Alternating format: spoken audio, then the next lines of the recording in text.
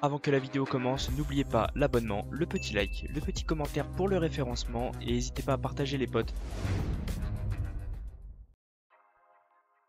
La nouvelle année ne fait que commencer, mais le mercato aussi. Salut à tous les frérots, j'espère que vous allez bien, bienvenue sur la chaîne. Et aujourd'hui on se retrouve pour parler d'une piste très sérieuse du Paris Saint-Germain. On va bien sûr parler de Mohamed Salah. Mais avant toute chose, je tenais à vous souhaiter une très belle nouvelle année, que ce soit au niveau des accomplissements, mais aussi au niveau de la santé. Et j'aimerais aussi parler un petit peu des personnes démunies, des personnes malades. On est avec vous, je vous souhaite aussi une très belle nouvelle année, on ne vous oublie pas. Vous êtes avec nous. Et je fais ça aussi pour vous, pour essayer de vous remonter le moral, en espérant que tout se règle de votre côté. Aujourd'hui, on se retrouve pour parler d'une piste. Mohamed Salah, je m'y attendais absolument pas. Une info est sortie ce matin, très tôt dans la journée, 1er janvier. Et moi, sincèrement, que du positif.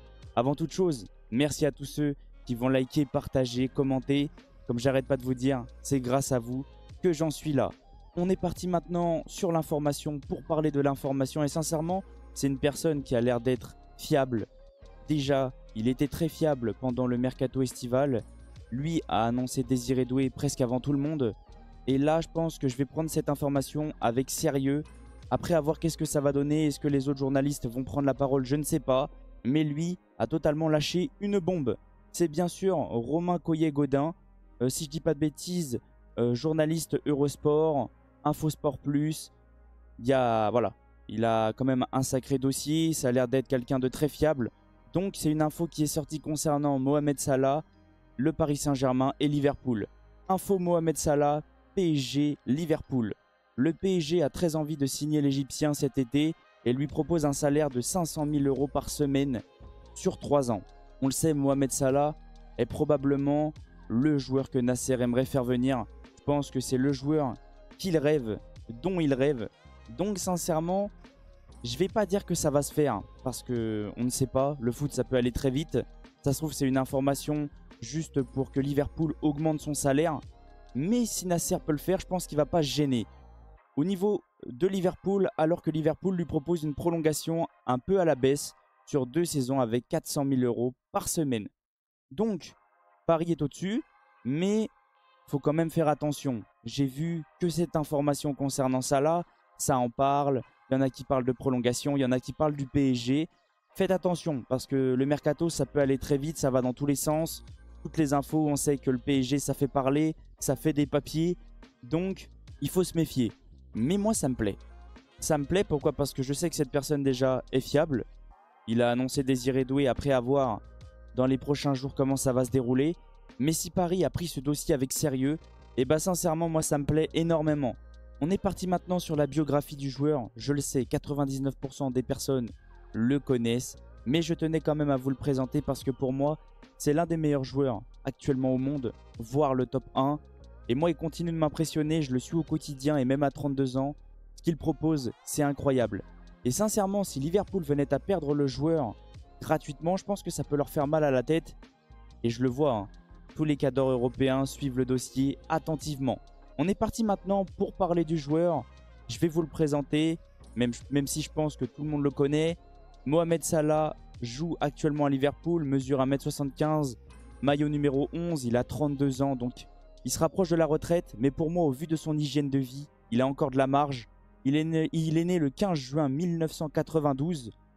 Pied fort, le pied gauche. Et sincèrement, son pied gauche, quel délice. Il est incroyable. Pays, il est égyptien. Valeur marchande 57 millions. C'est encore énormissime à son âge.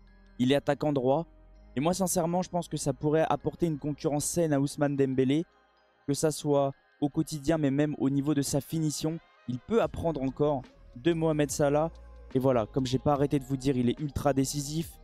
18 matchs débutés, 17 buts, 13 passes D. C'est énorme en première ligue. C'est énormissime, on le sait, c'est un championnat très compliqué à jouer. Ça joue au football, il y a de la concurrence. Sa note globale, 8,33, c'est énormissime. Donc voilà, je vous ai un petit peu présenté le joueur. Comme tout le monde le sait, c'est un joueur qui est là depuis très longtemps, 2017 à Liverpool. Jusqu'à maintenant, il a fait 375 matchs pour 231 buts. C'est énormissime pour un joueur qui n'est pas numéro 9. Donc maintenant, je vais vous présenter le joueur encore plus en détail parce que moi j'aime vraiment rentrer dans les petites stats pour qu'on puisse voir un petit peu qu'est-ce que ça donne et qu'est-ce qu'il pourrait apporter à Luis Enrique et à son système. Sincèrement, c'est très vert. Et moi ça me hype énormément de parler de ce genre de joueurs, surtout quand ils sont liés au Paris Saint-Germain. Donc comme on peut voir au niveau des buts, au niveau des passes décisifs, but plus passes décisifs, des buts sans penalty, des actions menant à un tir, des XG, le joueur est dans le vert, le joueur est à 99 centiles presque partout. C'est un joueur énormissime, offensivement il apporte énormément et c'est ce genre de joueur là que j'arrête pas de réclamer. Un joueur qui peut apporter un plus au Paris Saint-Germain, qui est capable de débloquer un match, qui est capable de faire peur à l'adversaire.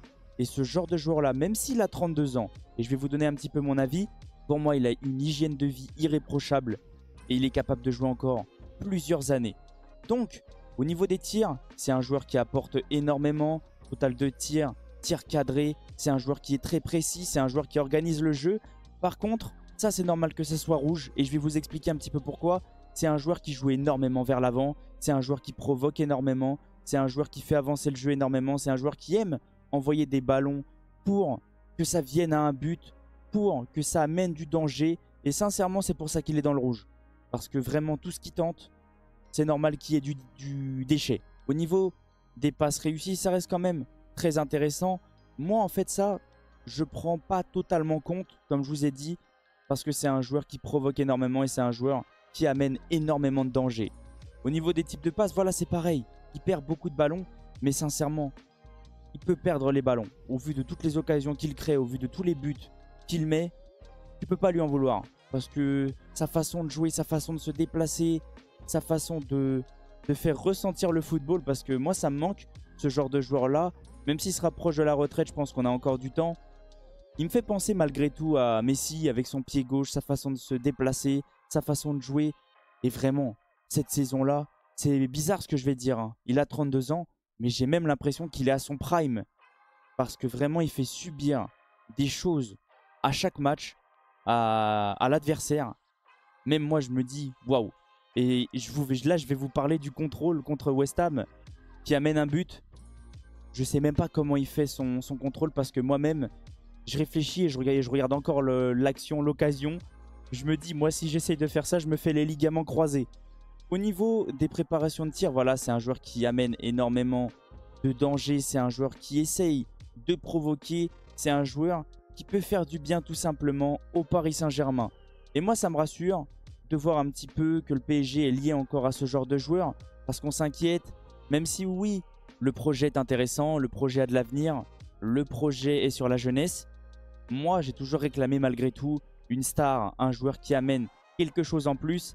Et sincèrement, on le sait tous, je pense que Nasser l'a montré, c'est son rêve. Il a déjà eu des rendez-vous avec lui, il a déjà fait des dîners. À voir comment ça va se dérouler. Mais je pense que s'il y a une porte, je pense même que si la porte s'en trouve au Paris Saint-Germain, Nasser il va foncer dedans. Sincèrement, ça me surprendrait même pas. En tout cas, voilà, n'hésitez pas à me donner vos avis concernant la vidéo, concernant l'info. Est-ce que vous connaissez la personne qui a publié l'info? Est-ce que c'est fiable selon vous ou non? À voir qu'est-ce que ça va donner. J'attends toujours un petit peu voir si Fabrice Hawkins, Santi, Fabrizio Romano prennent la parole. Voir un petit peu si ça va à peu près dans le même sens que la publication qui vient d'être publiée ce matin. En tout cas, je vais vous laisser sur ça. Merci à tous ceux qui sont passés sur la vidéo. Merci à tous ceux qui vont liker, commenter, partager. Comme j'arrête pas de vous dire, c'est grâce à vous que j'en suis là. N'hésitez pas à rejoindre mes différents réseaux et surtout mon serveur Discord. Et on se retrouve très prochainement pour, je pense qu'on va parler du PSG.